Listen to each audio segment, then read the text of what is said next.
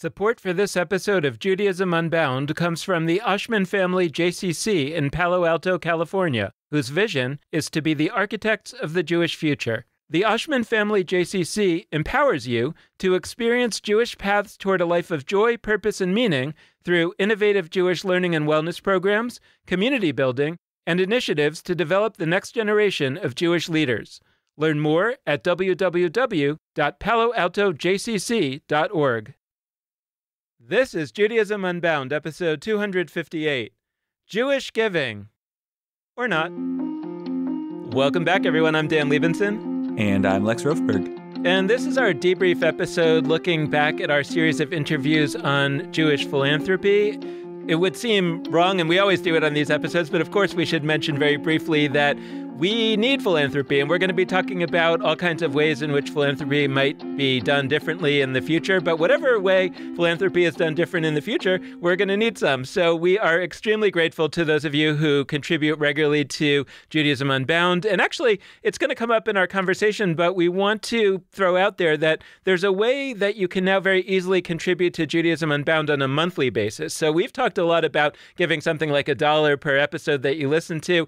If you want to go to our website, www.judaismunbound.com/donate, you'll find there a very easy way to just click on something and say you just want to give $4 or $5 a month, and you can sign up for that, and that's what you'll be doing. It's a great way to support us. It helps us have a smooth revenue stream, and it doesn't take that much out of your pocketbook at a time, so we really hope that you'll consider that. And Lex, I've been thinking about the arc of episodes that we've had. We didn't actually have somebody from the world of Jewish federations.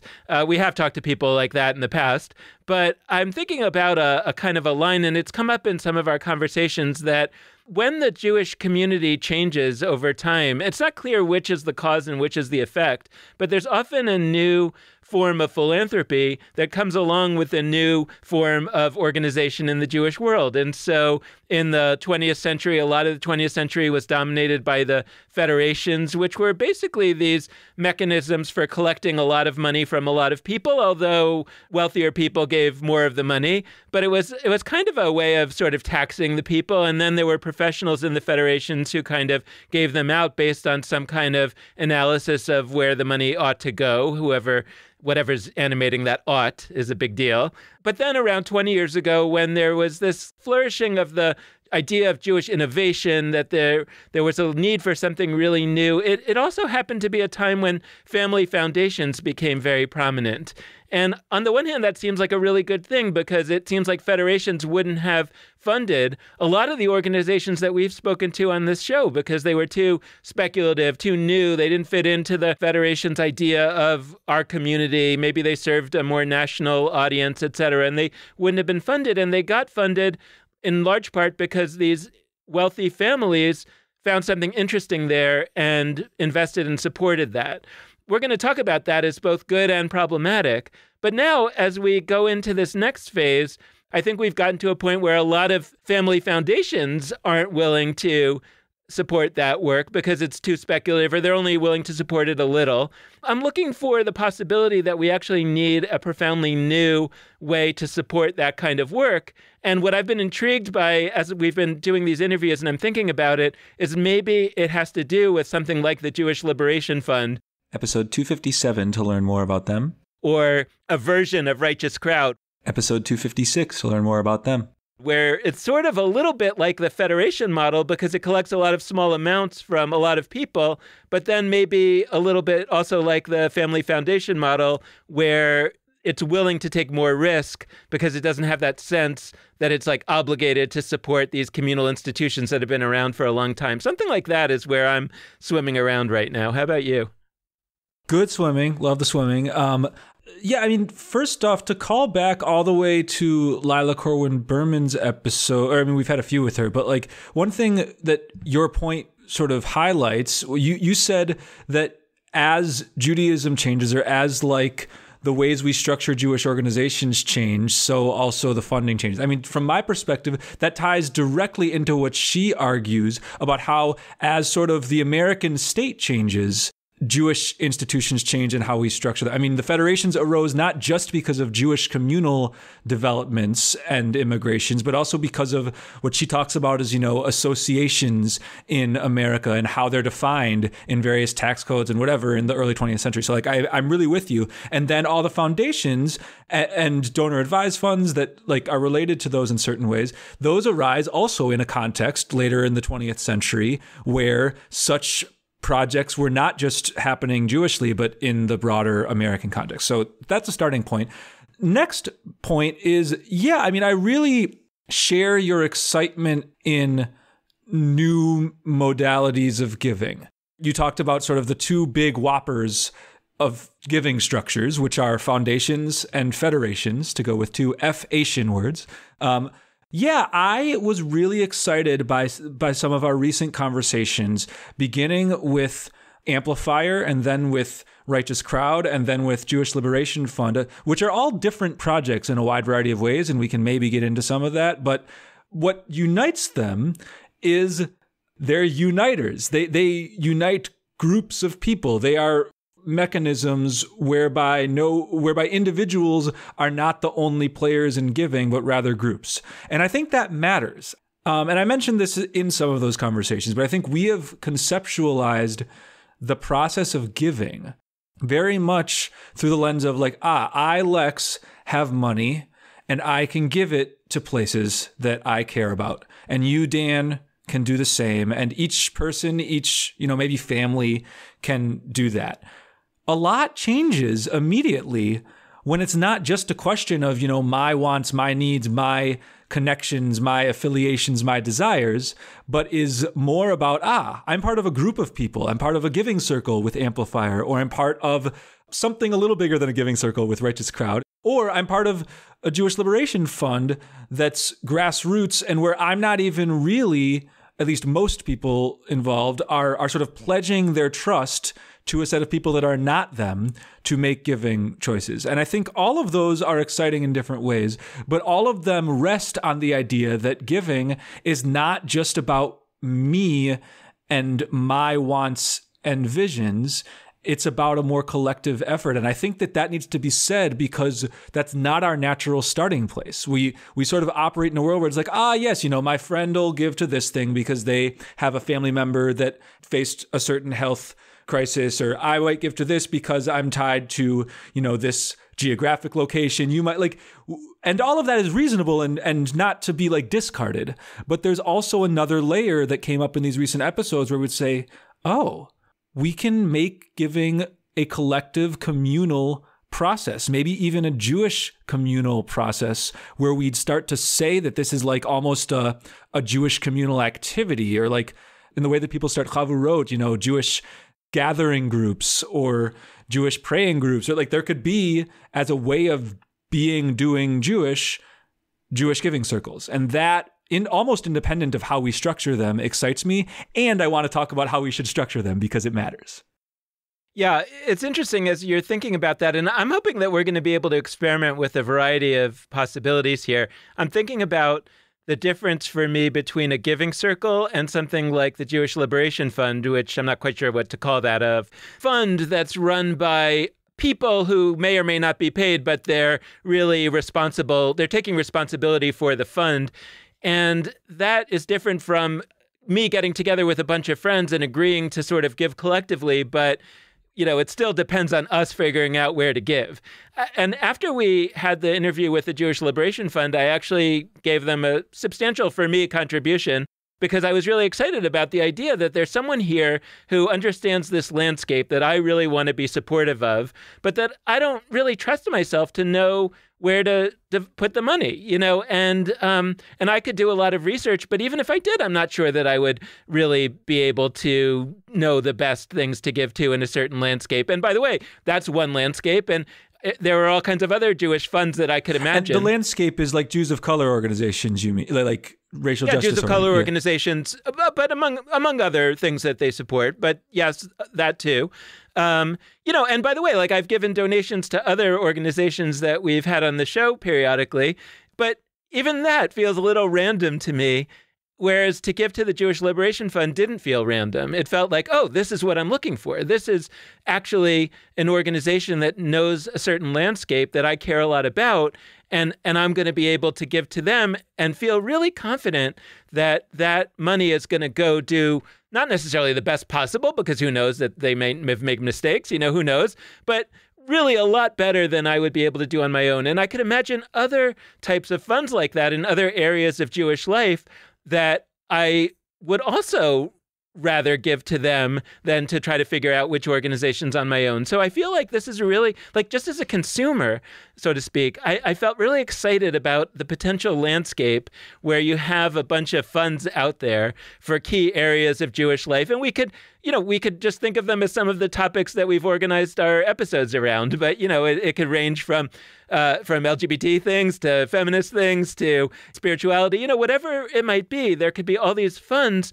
And we really understand that part of what they're really doing is understanding this landscape in a really deep way. And then they're offering me, as a person who's trying to do the best I can to support new things in Jewish life, the best possible chance to know that my money is probably going to do the most good. So I feel really excited by that development, and I feel, really motivated to have more of it.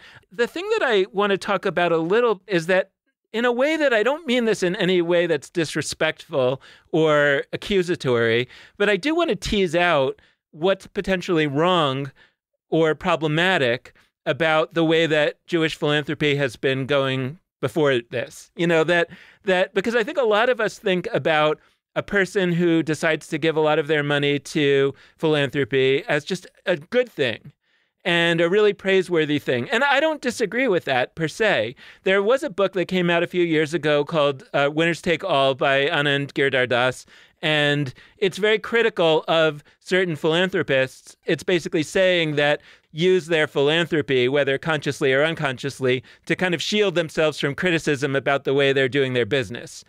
What I want to talk about here is more on the other side of the ledger. It's like, is it a good Jewish world where a lot of the decisions about what's going to be available for the vast majority of us is determined based on the particular desires of a small number of very wealthy individuals or family foundations? It's not that I'm necessarily even saying that what those individuals or family foundations want is not what I want. It just feels like whether I agree or disagree with what they want, it's not actually a good way to structure the Jewish world to say that what we are going to have available or not is going to be based on the whims of a very small number of people. Now, that might be the most realistic thing. I mean, it might mean that we have to work really hard to establish an alternative, but I think we probably should work really hard to establish an alternative, because that doesn't seem like a sensible way to do things. Yeah, I mean, you're shining a light on a few dynamics that I think make sense when you start from a mindset of capitalism and sort of then apply it to Jewish nonprofits or to Jewish giving. But if you don't go that direction, you back out and you're like, why is it like this? So I want to hone in specifically to make sense of what I'm saying with, like, the notion of sort of a stakeholder in a Jewish project. So you're talking about how a small number of people, whether it's the foundations they've set up or just, being able to give large sums of money to organizations that then, they can call on the phone the executive director and say X, Y, or Z about what they'd like the organization to do, and they have a voice that others don't. I mean, I see in email after email and in pamphlet after pamphlet and annual report after annual report, the idea of stakeholders in Jewish projects. And I think that term is sort of a clear-cut shout out to shareholders on the stock market. Mm. The idea is that you are buying shares in, a business. You're doing it not just to support that business. I mean, Dan, I know you are a supporter of, say, Apple, and part of why you have shares in Apple is because you actually love that project. Most of the time that people are buying shares of stock, that's not necessarily what they're going for. They're looking to either grow their wealth or, any number of things. And so I think what you're hinting at is, with that reference to the book, Winners Take All, is people aren't just, giving from, the goodness of their heart. Like, they have agendas, and that's not a problem. That's not to say like people should never have agendas and desires about where the Jewish world should be. We are a podcast that exists to say agendas about where Jewish society should go. I don't think that sort of a ticket to having your vision of Jewish society advanced more than others should be the amount of money you have or that you are giving to certain organizations. And I think that the idea of a stakeholder, the language we use, which usually does refer to donors, it's kind of a way to talk about donors where we don't quite say donors. I think it's really problematic because there are so many people, and this is why Jewish Liberation Fund exists, right? Like, there are so many people who don't have access to those resources that have so much to give as thinkers, as leaders, as contributors. And I'm saying contributor on purpose because we associate it so much with money, but I mean it beyond money. So many of those people don't get into those spaces. And you'll talk to nonprofit people and they'll say, like, look, at the end of the day, our board is a fundraising body. And yes, we want guidance from our board members. Yes, we want expertise in different ways. We want people who can have their eye on different parts of our work, for sure. And I've had many of these conversations, like, it's a fundraising body, end of the day. And so the people we ask to be on our board mostly are funders. And I don't know that that's the Jewish world I want to inhabit. I'm not saying that's the worst thing ever. I want to appreciate and value those who do have those monetary contributions to make.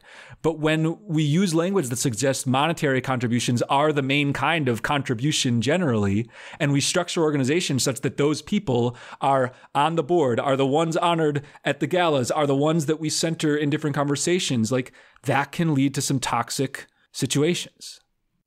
So I do want to mention briefly the Ruderman Foundation because I think it's a really helpful example here because I love them, right? Meaning that the idea that you want to support greater inclusivity towards people with disabilities in Jewish organizations and beyond Jewish organizations, that is the greatest thing in the world. So the idea that a wealthy family comes along and says, we want to support that, and we're going to put the entire weight of everything that we have to push the community to do better there, I have no complaint against that. I don't have a problem with any given foundation working towards their agenda. What I think the concern is that if that's all there is, then the Jewish community's priorities are skewed in particular directions due solely to the interests of a small number of people who happen to be very wealthy, and their wealth doesn't have anything to do with their Jewish knowledge, right? I mean, their wealth has to do with their business knowledge, which is, of course, as it should be. But the question is why... Or with luck. Or with luck, of course. But why should the future of Judaism be determined based on the interests of those folks? And I say that very clearly talking about the two foundations that we talked to as part of this series. I love both of them. And the reason why we talk to them is because we happen to believe that their priorities are, in many cases, our priorities. And so we love them. Now, the question is not that they should be criticized or gotten rid of, or we should say we shouldn't have any foundations. I think that what I'm trying to get at is that we need other ways of funding Jewish things as well as that makes it possible for a lot of like-minded people to pool their money, to give it both through knowledge, because the people who are really running that fund know the landscape and really know what's the best things to give to. And also that, frankly, they can push their weight around a little bit and say, well, we want you to take this really seriously as well. Just realistically, if we want the Jewish world to change, and there isn't currently a federation or a family foundation that's out there pushing the agenda that we feel is important for the future of Judaism, one possibility is just to throw your hands up and give up and say, it's too bad. But another possibility, like what the Jewish Liberation Fund is doing, is to create a vehicle that ultimately, hopefully, can get big enough and powerful enough that it can really try to move the needle there. I think that's what I'm trying to get at. Yeah, and I think that they can succeed. I think I want to address anybody who would look at something like the Jewish Liberation Fund or some of these giving circles and say like, okay, I get why that's a nice idea, but like that's never going to rise to the amount that, people that are among the richest in the world can contribute through setting up a foundation, even if that foundation is only a fraction of their wealth. And I want to address that because I'm thinking of a funny connection. We'll see how this goes. But like I've mentioned that I grew up, a religious fan of the Green Bay Packers. The Green Bay Packers are a very interesting organization in professional sports because they are owned by their fans.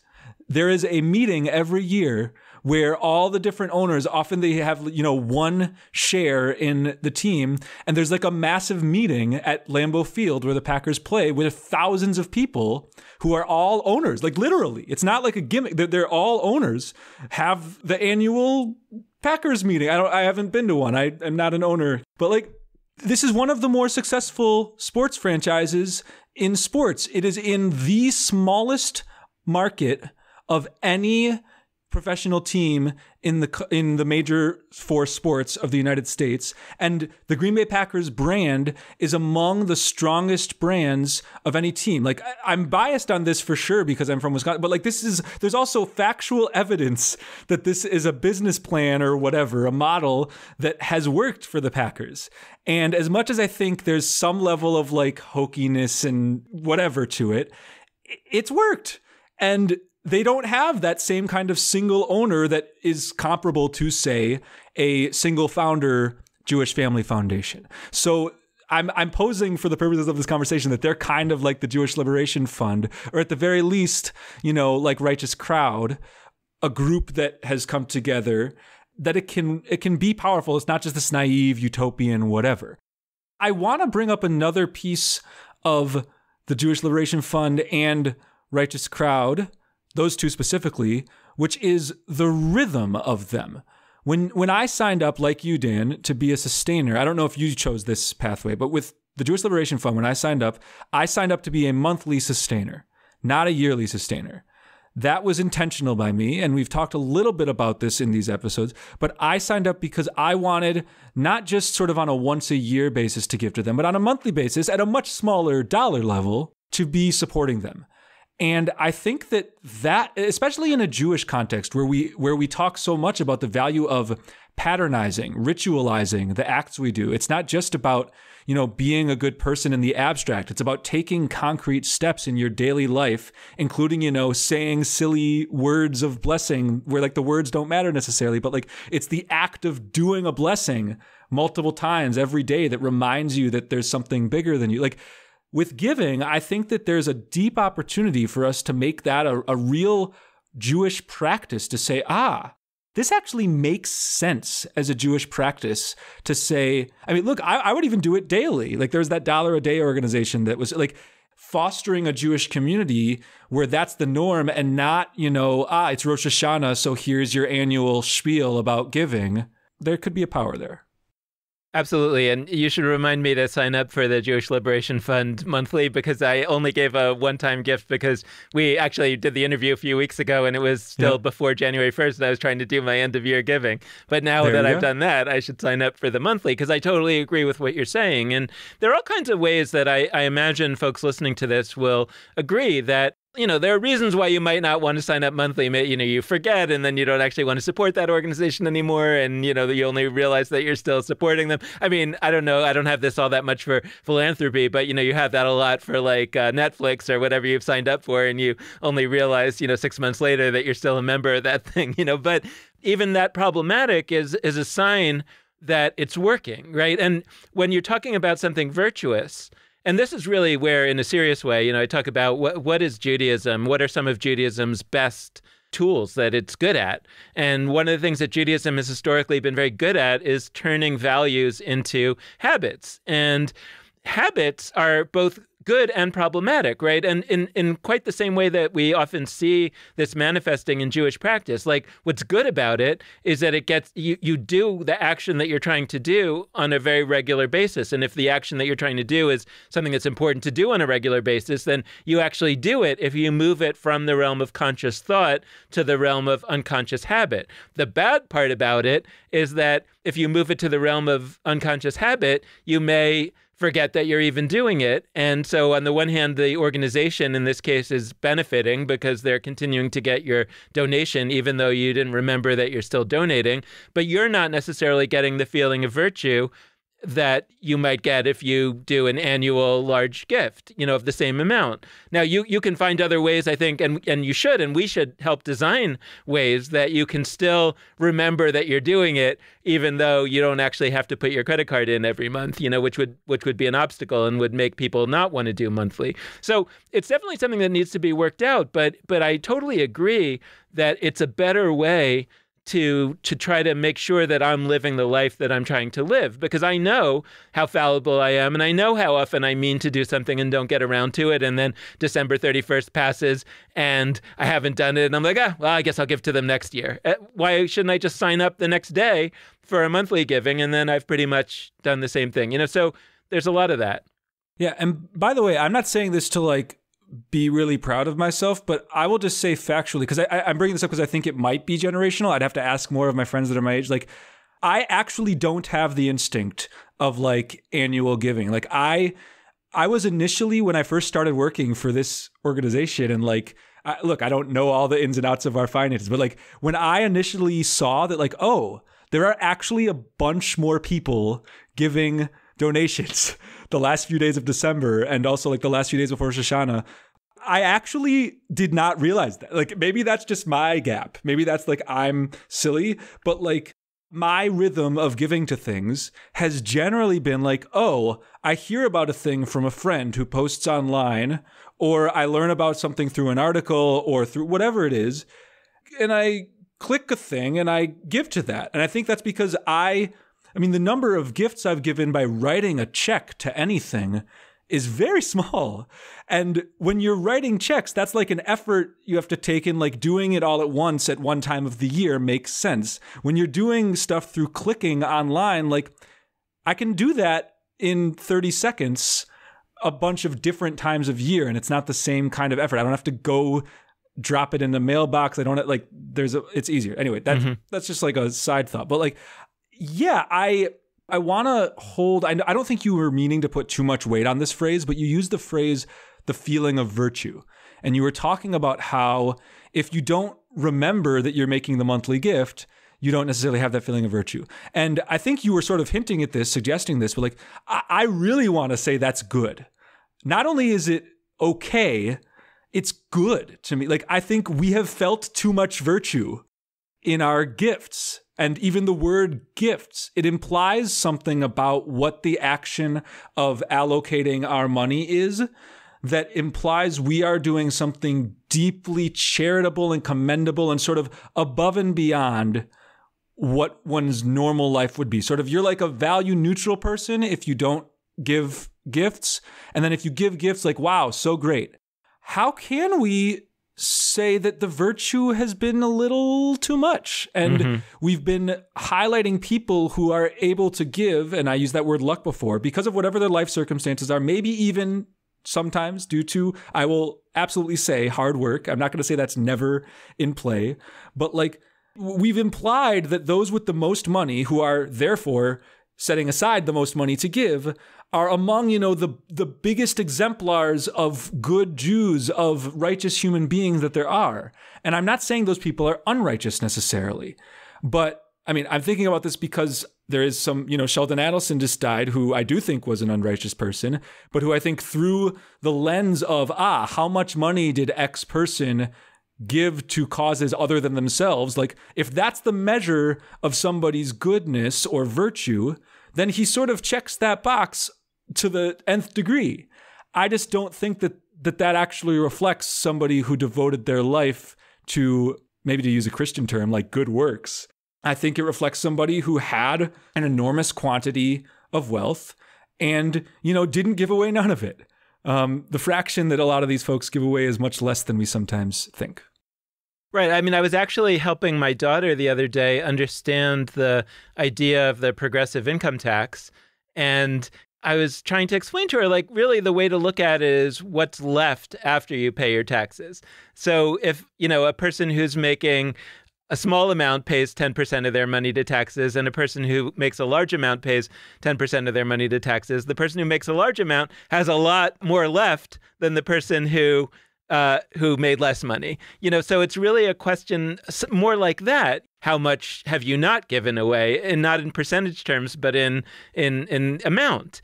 And I think so. I think there's actually, I think it would be really valuable for the Jewish world to get a think tank or something working on this question, because I think that we probably should develop a new ethic of how much should you give, and how much should you give to Jewish causes? Because I think it's a little bit simplistic even to go back to the ancient ideas of tithing, because tithing in the Bible really is functioning like taxes. Tithing in the Bible is about paying the priests, and the priests are basically running the country. So basically that's taxes, and that's actually a pretty low tax rate. When you think about our tax rate now, it's more than 10% for most people, and it's probably too low. And so actually, I think tithing is not nearly enough. So I think that we should talk about that. And I'm not sure that 10% doesn't strike me as nearly enough. Now, the question is, let's say that you give whatever percent of your, let's say, net income to philanthropy. How much of that philanthropy for Jews should be given to Jewish causes? I believe no more than 10%. I'm kind of making that up. So you want to say 20%, you want to say 5%, whatever, fine. But the point is that not the majority. Why? Because I believe that Judaism is a tool for trying to help us live the kind of lives that we're trying to live. So the critique that people should give more of their money to Jewish giving, by which is usually meant parochial Jewish causes that are narrowly Jewish, like a synagogue or a federation, that to me is kind of missing the boat. The idea is, if we believe that Judaism is really good because it makes us more generous people, it makes us more people that are more concerned for the world, then we should support Judaism that maybe at the same kind of level that we might support something like education, right? Because education is also a tool to help us do better in the world. But for example, giving to cure diseases or to poor people or to feed the hungry, that is the thing itself. So it feels to me like that should be getting the lion's share of our philanthropy. And I say all this because there's this idea floating around now called the Jewish Giving Pledge, which is kind of like that billionaire's pledge where if you sign up, you're signing up to give half your money to philanthropy when you die. That's the regular giving pledge. The Jewish giving pledge is that when you die, you should give 50% of your wealth to narrowly Jewish causes. I think that's terrible. I think we should not be encouraging that. I think Judaism should not be encouraging that, because Judaism should be saying that we want you to give most of your money to help the poor and the widows and the orphans and the stranger and everything that Judaism is about. Yeah, you should give some of that money to Jewish causes so that we can continue to promote this idea.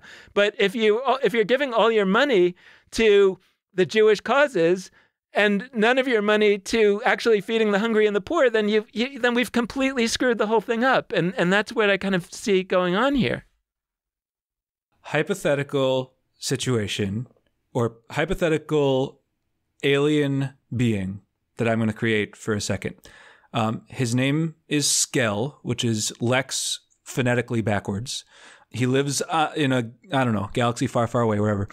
And he knows nothing about Earth or humanity, but he is told that there is a group called Jews who are Jewish, and this being does have a conception of what giving is. And they are asked, what is Jewish giving? I think an alien being who has no context whatsoever has 3 equally valid ways of answering that question. One answer is, I think, the answer of those Jewish Giving Pledge people, which, Dan, I am so with you that it shouldn't be the majority. It shouldn't be close to the majority of how we understand our giving. which is to say Jewish giving.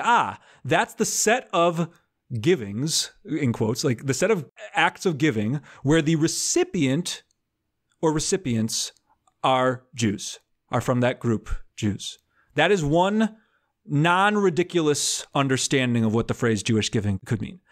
Second possibility that this alien could come to and have no less ridiculous of an argument is, Jewish giving is the set of givings or gifts that are done by people who are Jews. So people where the givers are Jews to whatever they give, independent of who the recipients are. That is, for an alien with no context, no less and no more ridiculous. The third possibility, which at times we've actually kind of endorsed, but I'm not totally sold on this one either, is it's not about either the giver or the recipient.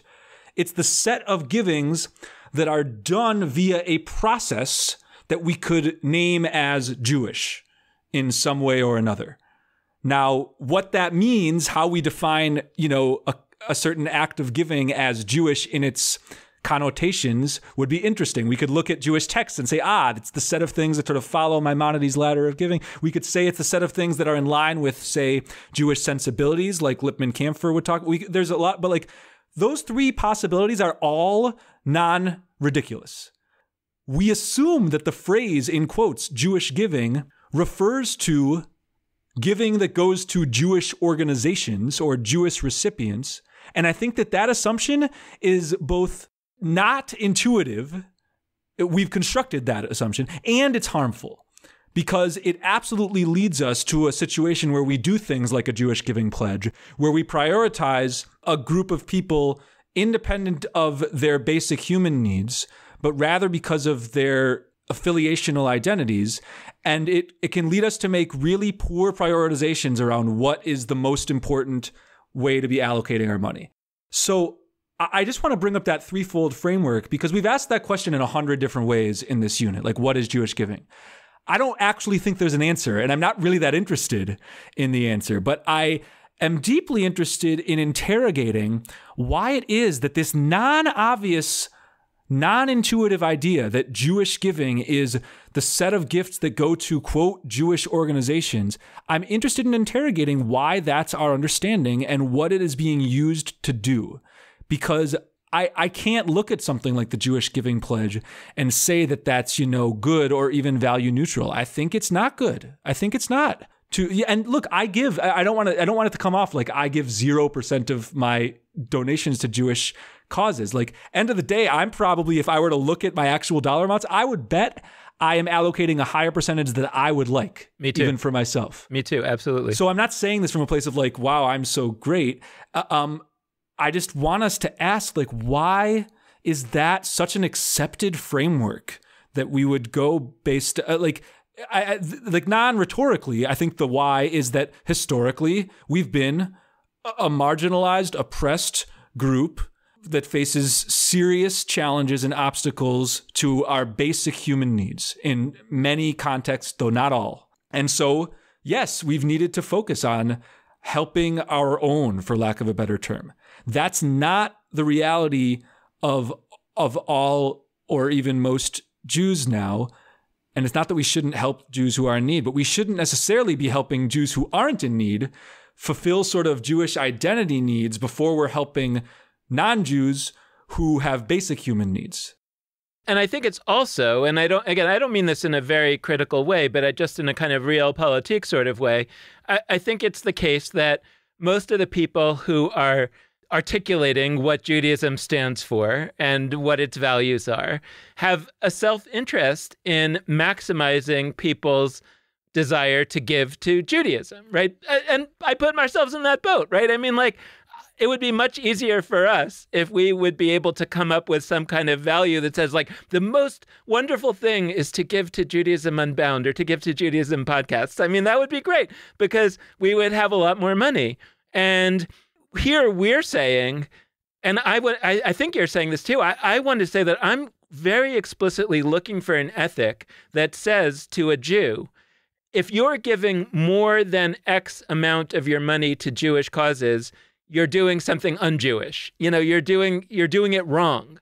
And I think we're very used to saying, oh, you should be giving more than a certain amount to charity or to Jewish causes. It's always about a floor. It's always saying it's about tithing. It's about whatever it is. That's the floor. And by the way, I really agree with that. We haven't articulated on this show. I think we talked about it a few weeks ago that the idea here is that it's really not your money. It's not that you're so virtuous for giving the charity or the philanthropy. It's that it's really not your money. Now, in a religious way, you might say it's God's money but I think Daniel Derschlag kind of gave us a different lens, which says there's a lot of the fact that you have money that's due to luck or privilege, and that amount isn't really yours. It doesn't belong to you, or you should at least get rid of 10% of it. And so it's not virtuous to do that. It's the bare minimum that you should do. I'm all in favor of those floors, but I think we should establish a ceiling.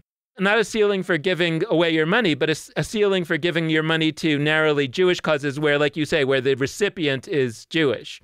And I don't know, I'm happy to say 10%. If you want to say, so that would mean if you're tithing, you should be giving no more than 1% of your money to Jewish causes because it's 10% of the 10%, right? Or something like that. But again, this is where I'm saying we should have a think tank about this or something, because I think that some really great people in the room could come up with some really great rules of thumb and new rules and new methods, signing up for monthly giving. It's a Jewish commandment to only do monthly giving because then it turns it into a habit, and then you don't, right? Whatever that new ethic of Jewish giving is going to be, I think we could really find valuable putting some really fine minds on it. But I really want to underscore that we hope that people will start to look at their money as much of it not really belonging to them, and therefore would give more, but would potentially give less of it to directly Jewish causes.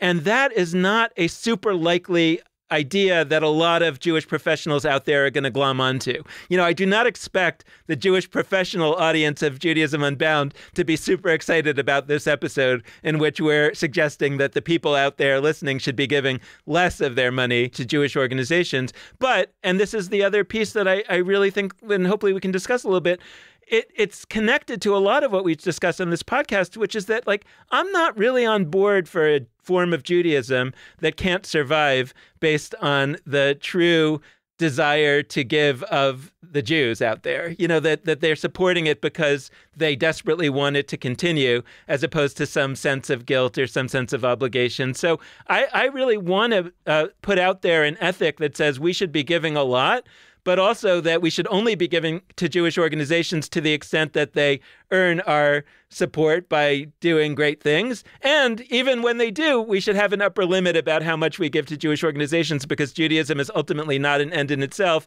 but a means to an end, which is to making the world a better place. And so that's what we should really be giving the money to. Love floors, love ceilings.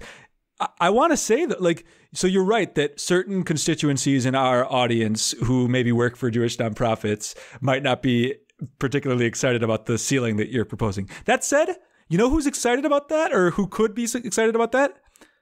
Jews who work for not Jewish nonprofits, which is a very large group. It's if we were to take nonprofits that are not, quote unquote Jewish organizations, there's a lot of Jews that are staff members and board members and, adjacent to supporters of those organizations. And so what's so funny about all this is it really, at the end of the day, is not the binary that we're setting up. And that's actually why we're setting it up, is to tear it down. The reason why we want so badly for people to prioritize projects that are not explicitly Jewish is because there are ways in which the stuff that isn't explicitly Jewish might be Jewish, ways that the stuff that is explicitly Jewish might not be. We could take all this stuff on from a million angles, and at the end of the day, what we want people to be doing is saying, for me as an individual, for my family as a family, for whatever giving circles I'm part of as giving circles, for society as a whole, let's be allocating money in ways that are meeting the needs of those who need most. It's not that I think there is no place whatsoever for nonprofits that, are about something other than feeding those who don't have food, housing. There are lots of such nonprofits. I work for one of them. And we end our show by asking for donations to us. But I do want us to understand our job, not just as, paying that tax, to use the language used before with the Federation, not just as paying a tax to the Jewish collective, but rather as paying a different kind of tax. What's funny is I you were talking about how the agricultural stuff in the Torah is like taxes, and maybe that makes it not the best analogy. For me, that's part of why I like it. I don't want people to reject the idea of a tax. I think the idea of a tax is actually good because I think it implies an obligation. You joked in one of our conversations, like, it's a tax, but you can't throw people in jail. So it's like a social pressure, which I actually sort of endorse social pressure for people to give X percentage, whatever that steering committee that we put together decides, to the world. What I have a problem with is that it would be a Jewish tax going to Jews. I think that the Torah's taxes, interestingly, they are within the framework that it's for Jews, but it's not just going to the priests. So there's the 10% to the priests, but there's also Maaser, which is for the Levis. There's also Maaser Oni, which is for like poor people. Like there's there's a lot of taxes that are required. So one thing that I wanted to mention was, again, to sort of remind that I'm not suggesting that federations or family foundations are doing anything bad or shouldn't exist or should stop doing what they're doing. There are some exceptions, people I think are not doing good things, that they should stop doing that, but we haven't talked to any of those. What we're suggesting, I think, is that we need new vehicles, and that those new vehicles should be essentially people's funds, like the Jewish Liberation Fund is. Now, there are some realities there that I'm not sure, and we don't have time on this episode to talk about, but I think that when you talk about capitalism, there are some realities about setting up anything new where to be able to have, for example, a staff that really knows the area and is able to spend time researching the area and allocating the money well, and a really professional fund like that, it requires capital, and it's like, it's how do you do the chicken and the egg thing to start up? But that's where I think that giving circles are a very intriguing way to start there. So we are just starting at the very, very early stages of exploring, are there ways that we can either directly ourselves or working with partners or just inspiring people out there to do it? Or are there various ways that we can try to help a situation come about where there are a lot more giving circles and people's funds that are interested in the areas of, we could call it more unbound Judaism, that we've been advocating for and thinking about all along. I'll just note for the record that one of the things that I experience sometimes in talking with some of the people that we interview, and for obvious reasons, not going to say who, when we talk off the air, is that one of the reasons why they sometimes can't explore some of the more unbound ideas that they might have is because A, they don't have funding to explore those more adventurous areas, and B, some of their existing funders wouldn't like that they were doing that. And so there has to be a source of funding that at least they can go to their existing funders and say, look, I understand that you don't love this, but this other fund has also given us $500,000. And, so of course we have to do that. And at a certain point, those funders will be like, yeah, okay, as long as it doesn't come away from what I'm doing. And maybe they'll say, well, it's either or, but if the other funding that they have is for the more adventurous stuff, then they might be able to say, well, if I have to choose one, I'll choose the more adventurous if it's the same amount. So there are all kinds of reasons why having more funding in this area of more experimental, exploratory, unbound Judaism is really important. And even 5 years ago, when we were starting all this up, I had in the back of my mind, like, maybe we should start a fund at some point. But what we're talking about here is, can we start to see a situation where some of our listeners might say, hey, I want to get together with some other people who listen to Judaism Unbound or who are fans of one of the organizations that we talked about or that we've interviewed, and say, like, can I find some other people that are like-minded? And people have said to us over time, I wish I could find a community of people who listen to Judaism Unbound just to talk to. And maybe not only talking to them, but allocating some funds together would be a way to do something like that. So we're intensely interested in this, and we've been starting to do some talking with Amplifier and others about the possibility of setting up something like that. And we would love to hear from listeners who might be interested in that. I believe that at this point in Judaism Unbound's existence, we have a role to play. It's not just that we can analyze Jewish giving. We actually have a role to play in this universe. And so let's do it. Like, let's say, I, Lex, am not a huge earner in my salary, but like me being in a group with people maybe some of whom are bigger earners in salary, like could all of a sudden make meaningful gifts to smaller, medium-sized organizations. And I want us to see what that could yield moving forward, not just for like those organizations, but as a microcosm of how that could change Judaism and the world. Yeah, and just as a conclusion, to say there definitely needs to be more money in the area of Unbound Judaism. There are two paths to do it. One is people trying stuff out at home and doing things on a very small level where you don't really need funding because it's just you and your friends. We're working on that too. We've got various workshops going on these days to experiment with Jewish holidays and other rituals. And if you're interested in that, let us know as well. That's one avenue. And the other is trying to support organizations that are working in this area, whether they're new ones or ones that have been around for a while. And that really does require money, because if people are going to do this professionally, they don't need to make a lot of money, but they do need to make a little. And I'm excited that we're starting to move in both directions. I will just say one thing, because it's a metaphor that's come to mind recently, and I'm excited about it. Sometimes people have been asking us, what have we been doing during COVID times? And they kind of look at Jewish Live and they're like, oh, you've been making all this live video, and oh, you've been doing the allocate project and the Plagues project, and you've been doing these things. And I'm like, no. You think that's the cocoon. It's like coming to a caterpillar and saying, oh, you built this beautiful cocoon. No. What's going to come out of that cocoon is the thing that's really happening. And the butterfly, nobody's seen yet. Just starting to imagine that these workshops that we've been playing around with, and these and giving circles like we're talking about here, something really is happening inside the cocoon. And I'm really excited for so many reasons for COVID to be over. But one of them is because I'm excited because I think the butterfly is going to come out soon. That's an amazing, I love that metaphor, and metamorphosis as metaphor, since that's, the caterpillar butterfly thing.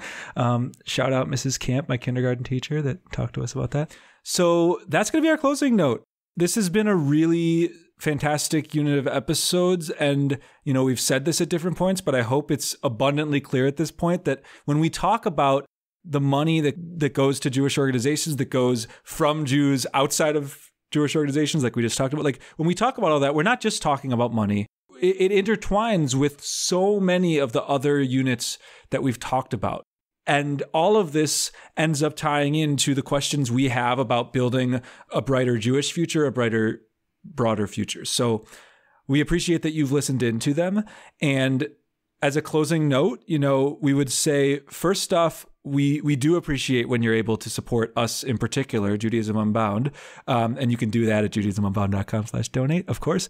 But even more than that, in this unit, in whatever ways this has sparked in you a desire to give to somebody else, I mean, whether that's Jewish Liberation Fund that we actually had in an episode, or this just sparked for you a desire to give to whatever it is that in your mind ties to conversations we've had, know that that's beautiful to us and deeply appreciated. You don't have to give in honor of Judaism Unbound or anything, but let us know if that's something that you do, because that's no less important to us that we would have sort of played a role in that kind of giving happening than it is for us to receive a gift ourselves. So let us know. And here's the segue. We close every episode by, in general, saying that you should be in touch with us. So if you want to let us know about gifts you make to other organizations, that's great. You can do so at our email addresses, dan@judaismunbound.com or lex@judaismunbound.com.